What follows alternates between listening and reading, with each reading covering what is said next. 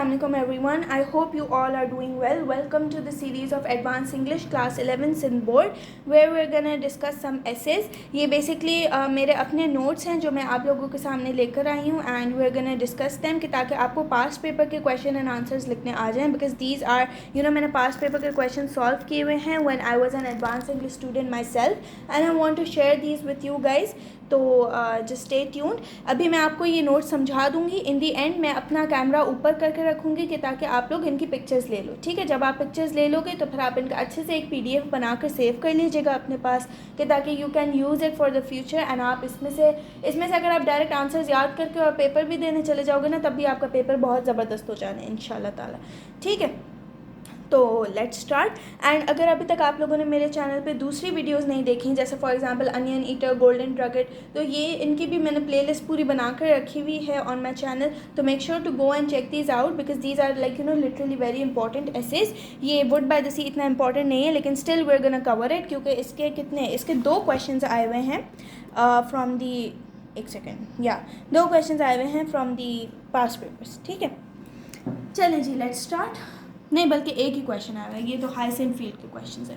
इसका एक ही क्वेश्चन आया हुआ है. That is basically a long question and that is comment on the essay a wood by the sea. ठीक है, आपने बस क्या करना है, सिर्फ आपने कमेंट करना है कि अच्छा था, बुरा था, कैसा लगा आपको, क्या समरी थी, वो सारी चीज़ें आपने बतानी है. काफ़ी छोटा सा ऐसे है, छोटी सी वीडियो होनी है तो आप इसको देख लीजिएगा पूरा ताकि आपको अच्छे से हो जाए.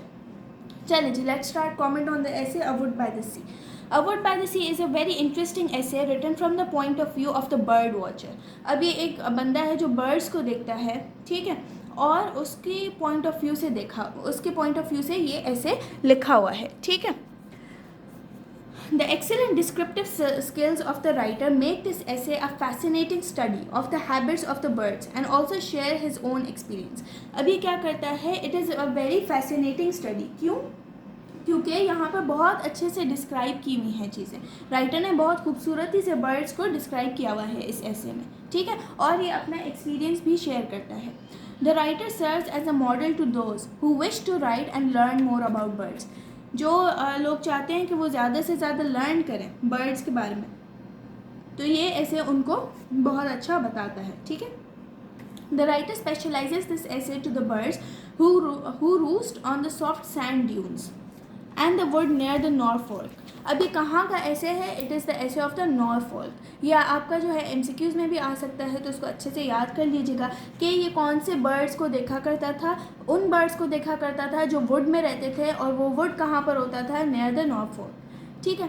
The author monitors all kinds of birds like जैकट्राउस, hooded crows, redshanks, curlews, black birds and dotterels. या आप इसमें से अगर 2-3 एग्जाम्पल्स भी लिख लोगे तब भी सही हो जाएगा. ठीक है, जैसे आप हॉर्डेड क्रोज लिख लो, ये आसान है, और जो है ब्लैक बर्ड्स लिख लो, ये भी आसान है, डॉट्रल्स लिख लो. ठीक है, तो आपका अच्छा हो जाएगा. The author himself is an ardent bird watcher and he observes the peculiar habits of certain birds, especially those who come to roost on the part of the coast and the pine forest nearby. ठीक है, अभी क्या कहता है कि author एक bird watcher है. ठीक है, और एक इस चीज़ को ऑब्जर्व करता है, बर्ड्स की सर्टेन हैबिट्स को बैठ के ऑब्जर्व करता है. सारा दिन वो बर्ड्स देखता है और उनको ऑब्जर्व करता है और उसने उनके बारे में एक ऐसे भी लिख लिया. ये वाला जो ऐसे अ वुड बाय द सी, उसके बारे में उन्होंने ऐसे लिख दिया.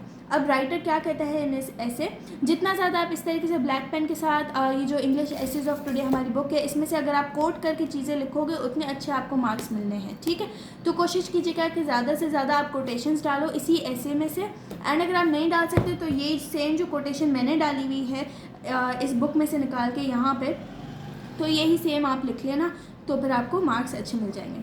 It is a roosting place of all the crows that writer on part of the coast and I time my visits to be there in the evening.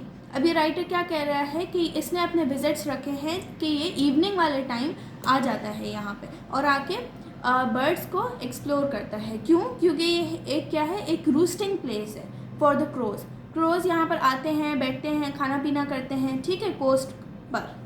Furthermore, the writer closely observes that birds also forge friendship like the humans do.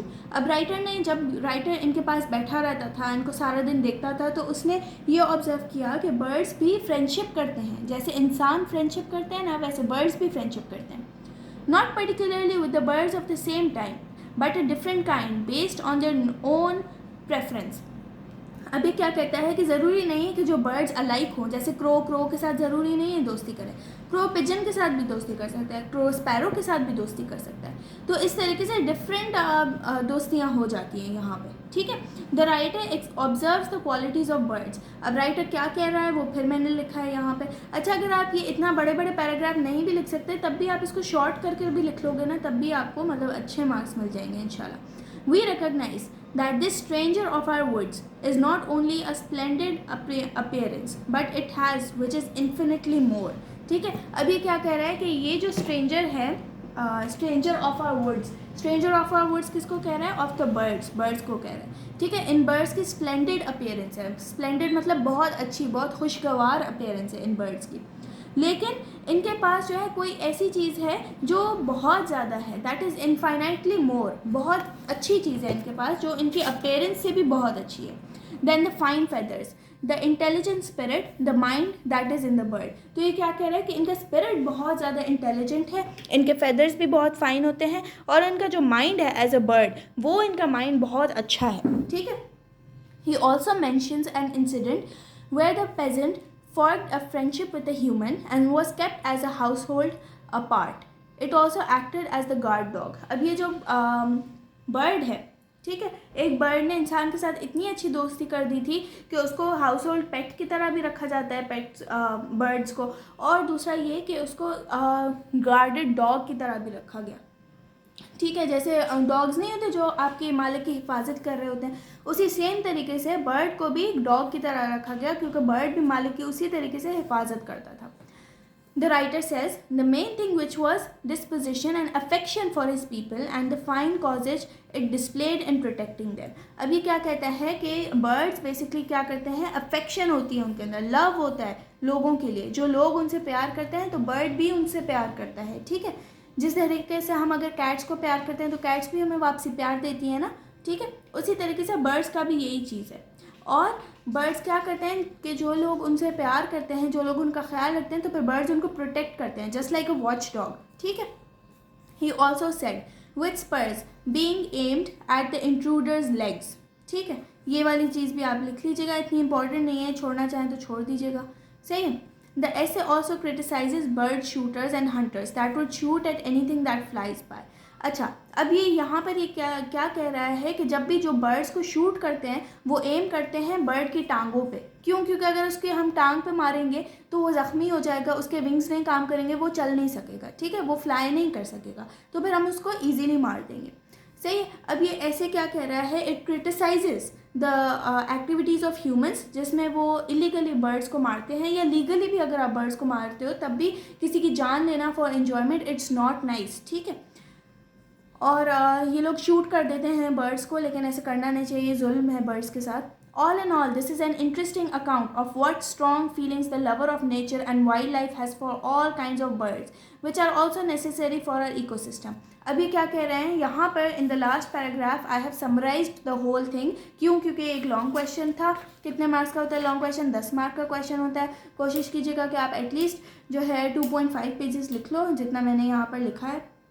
और ये क्या कह रहे हैं यहाँ पर एक summary मैंने बताई हुई है कि एक बहुत इंटरेस्टिंग अकाउंट है, और इसके अंदर हमें क्या बताया जा रहा है, स्ट्रॉन्ग फीलिंग्स हैं किसकी, of the lover of nature और वाइल्ड लाइफ की, for all kinds of birds which are so necessary for our ecosystem, their life, habits, likes, dislikes really make a fascinating study if one has such a hobby. अब ये क्या कह रहा है कि इनकी जो परिंदों को जो चीज़ें अच्छी लगती हैं, नहीं अच्छी लगती हैं, इकोसिस्टम इनका क्या है, ये लोग किस तरीके से ज़िंदा रहते हैं, वो सारी चीज़ें अगर हम स्टडी करने पे आएँ तो ये एक बहुत ही इंटरेस्टिंग हॉबी है, ठीक है। और ये हॉबी इस ऑथर ने अप्लाई की अपने ऊपर, और जब ये चीज़ें करता था तो इसने ये ऐसे लिखा, अ वुड बाय द सी, ठीक है। तो आई हैव कंक्लूडेड दिस ऐसे, एंड अभी मैं आप लोगों को पिक्चर्स दिखा देती हूँ। सबसे पहले आप इस पिक्चर का स्क्रीनशॉट ले लो, ठीक है। इनको ना एक PDF बना कर रख लीजिएगा अपने साथ, ताकि फिर आपको मुश्किल ना हो, ठीक है।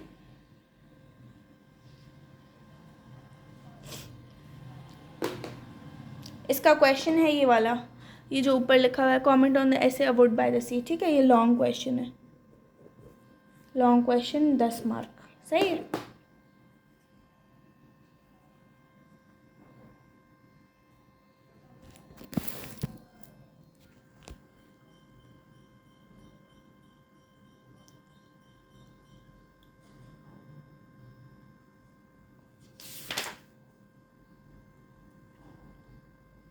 ये वाला ही पेज है सिर्फ, ये पेज हम करेंगे नेक्स्ट वीडियो में, hyacinth fields. This is officially the last essay of your book and इंशाल्लाह ये भी हम कर लेंगे ख़त्म। उसके बाद we are gonna start Abraham Lincoln. And अगर अभी तक आप लोगों ने मेरे चैनल पे बाकी एसेज नहीं देखे, ईटन सी, इक्वालिटी, गोल्डन ड्रगेट, अनियन ईटर, तो वो चीज़ें भी जाकर देख लीजिए, तो फिर आपका अच्छे से बोर्ड की तैयारी हो जाए। ठीक है, कोई भी क्वेश्चन हो तो कमेंट सेक्शन में पूछ लीजिएगा। थैंक यू सो मच, जज़ाकल्लाह, अल्लाह हाफ़िज़।